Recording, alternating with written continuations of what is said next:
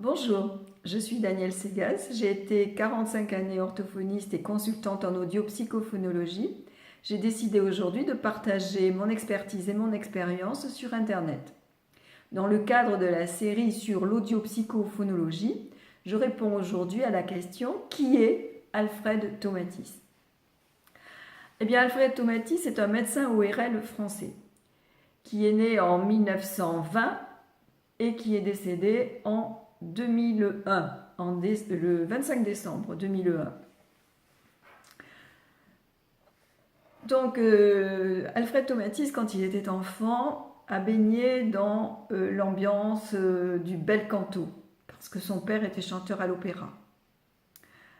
Donc, quand il était petit, il assistait à toutes les répétitions, il suivait son père dans les tournées. Voilà. Et alors, un élément marquant, c'est que quand il était enfant, très jeune, il a été malade, très malade. Le médecin de famille ne savait pas ce qu'il avait, ne réussissait pas à le guérir. Et un dimanche, qu'il allait mal, ses parents ont fait venir un médecin de garde, et c'était un jeune médecin, qui lui non plus ne savait pas ce qu'il avait. Il a dit « Je ne sais pas ce qu'il a, mais je vais chercher ». Et il a bien cherché puisqu'il a trouvé. Et ce jour-là, le jeune Tomatis a décidé que lui aussi serait un médecin qui cherche. Et c'est ce qu'il a fait. Toute sa vie, il a cherché. Chercher à quoi? À soulager ses patients. Non, c'était pas un scientifique qui faisait de la recherche pour faire de la recherche. C'était un médecin qui cherche pour guérir. Donc, revenons à son éducation. En fait, il a baigné toute son enfance dans le monde du chant. Si bien que, comme il suivait son père dans toutes ses tournées, eh bien, il manquait l'école. Comme il manquait l'école, eh bien, les notes n'étaient pas très bonnes. Si bien qu'un jour, son père a parlé avec lui, sérieusement, et lui a demandé ce qu'il voulait faire. Il a demandé si, en fonction de ce qu'il voulait faire, soit il continuait de le suivre dans ses tournées de chant, soit il allait à l'école. Et là, Tomatis a dit qu'il voulait être un médecin qui cherche. Donc, ils se sont mis d'accord avec son père, et son père l'a donc envoyé à Paris parce qu'ils habitaient Nice. C'est une famille niçoise, les Tomatis.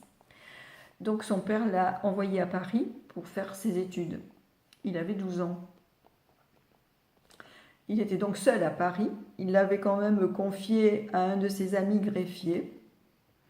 Et il venait le voir tous les trimestres pour voir comment ça se passait, faire le point avec lui. Et le jeune Tomatis, qu'est-ce qu'il se faisait? Eh bien, il faisait des écritures pour le greffier, ami de son père, qui le payait en échange. Et quand son père venait le voir tous les trimestres, il remboursait à son père l'argent du loyer. Donc, il se gérait seul, à 12 ans, étudiait, s'occuper de son linge et de faire ses repas. Déjà extraordinaire. Aujourd'hui, à 12 ans, on ne voit plus ça. Donc, quand il a été jeune médecin ORL, il a tout de suite reçu dans sa clientèle des chanteurs professionnels, amis de son père, qui avaient des problèmes de voix et qui ne pouvaient plus chanter juste ou reproduire les aigus, les fréquences aiguës. Comme par ailleurs, il faisait de la médecine du travail, dans le cadre de la médecine du travail, il contrôlait les oreilles des ouvriers qui travaillaient dans le bruit, il s'était aperçu que ces ouvriers devenaient sourds donc aux fréquences aiguës. Et il a fait le lien avec les chanteurs qui n'entendaient plus, qui ne reproduisaient plus les fréquences aiguës. Donc il a vérifié leur oreille et il s'est aperçu qu'eux aussi perdaient les fréquences aiguës. Et là, je me suis demandé, mais pourquoi? Qu'est-ce qui se passe? Ils ne travaillent pas dans le bruit pourtant. Ben non, mais cependant, un ténor s'envoie donc dans les oreilles, d'après ce que disait Tomatis, jusqu'à 160 décibels, ce qui est énorme. Ce qui veut dire qu'ils se rendaient eux-mêmes sourds à leur propre voix. Donc dans la cassette sur l'écoute, dans la vidéo, excusez-moi, sur l'écoute, je vous avais expliqué ce qu'était l'écoute. C'est-à-dire que c'est les deux muscles, le muscle du marteau, le muscle de l'étrier, qui permettent en fait de régler notre oreille pour entendre le monde extérieur à l'intensité qui nous est confortable.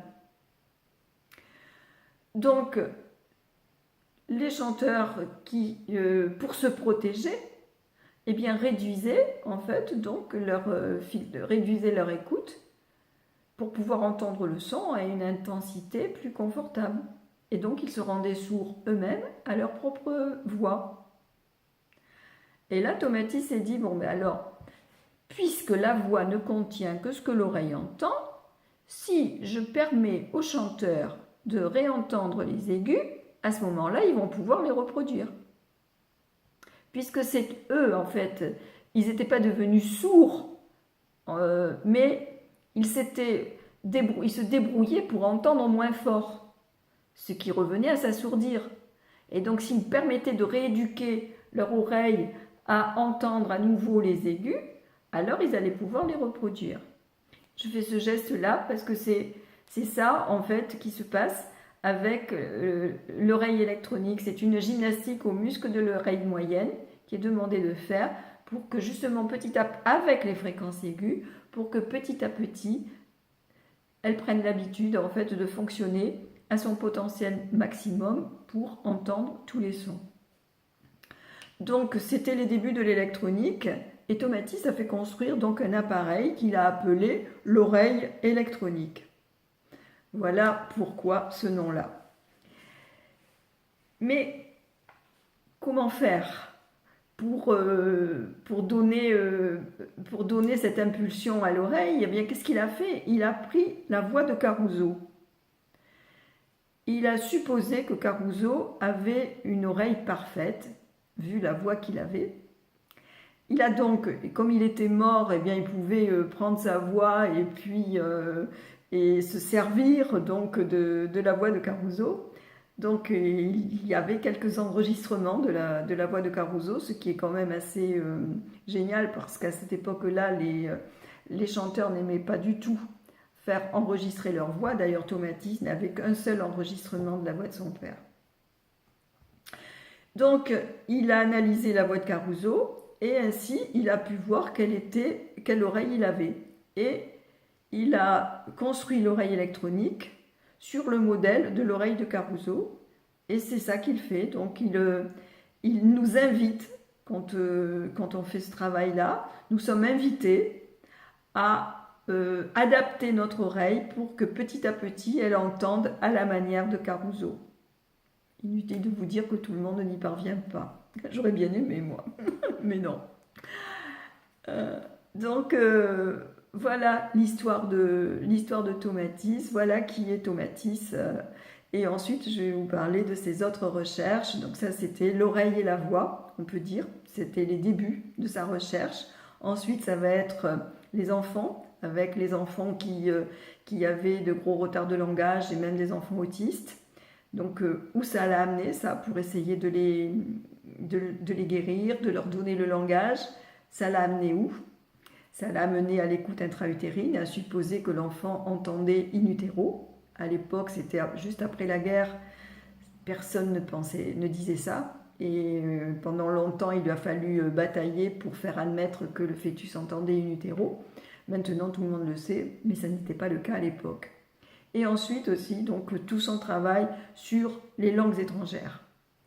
Il a analysé 850 langues pour savoir quelle était la bande passante des fréquences de toutes ces langues-là. Voilà. Et il s'est aperçu qu'on pouvait les ranger dans 12 courbes d'enveloppe à peu près. Mais ça va être pour une prochaine vidéo. Voilà, au revoir et à bientôt.